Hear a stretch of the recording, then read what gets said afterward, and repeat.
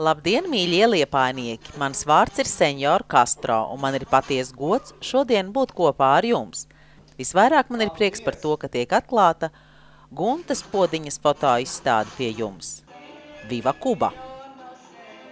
Tā ar moderno tehnoloģiju palīdzību fotoizstādes Viva Kuba apmeklētājus uzrunāja Fidela Castro mazdēls. Ar sauli un pavasaru tejas istaba ir atvērusi visus logus un durvis, atklājot vēl vienu savu seju izstādes. Īstenībā mēs bijām domājuši atklāt tejas istabu šo seju ar muzeja naktīm, ar Svenu Kuzminu, ar muzeja nakts delikatesēm. Bet tā kā atnāca Kuba pa priekšu, tad ir pirms fotoizstāde, un tad mums būs 15. maijā muzeja naktīs tās Svena Kuzmina gleznas. Nu, viņas tad dzīvo atkal. Tas viens otru papildina. Kā saistošs papildinājums izstādēji būs Kubas vakari. Tie tiks veidoti tā, lai pēc iespējas vairāk izjustu Kubas garšu. Tejas istabā būs Kubas dejas, dzeja, rums un cigāri, Kubas salsa, kino un mūzika. Tāpat tejas istabā turpinās arī tejas vakari un, protams, radošās darbnīcas.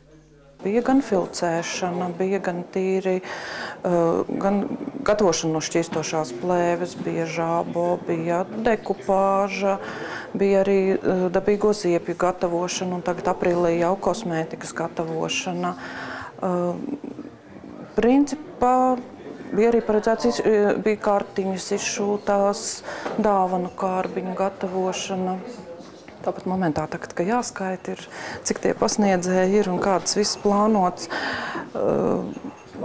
Jā, tas man liekas, ka bija cilvēkiem, ko izvēlēties, bet, protams, bija arī cilvēki tādi, kas bija bijuši, kā mums atnāca pagājušajā nedēļa un teica, es visu esmu apmeklējusi, dodiet kaut ko jaunu. Tad, principā, tās domas uz rudeni, ļausim pavasaru cilvēkiem sauļoties, ravēt dārzus un apmeklēt citus pasākumus, bet rudenī mums ir vēl plānos šis tas, kas nebija vispār pavasarī.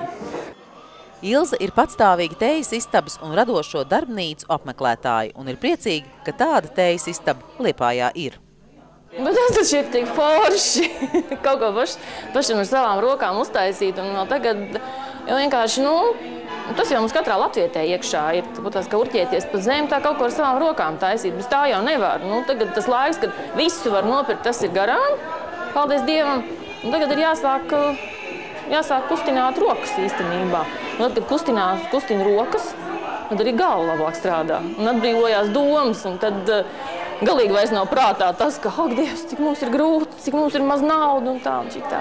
Ļoti labi, ka tā var atnākt un saprast. Tas tev patīk, jā, es to gribu, to es darīšu, to es varu izmantot, un kā lietas, kas galīgi nav manas. Tādas lietas arī ir.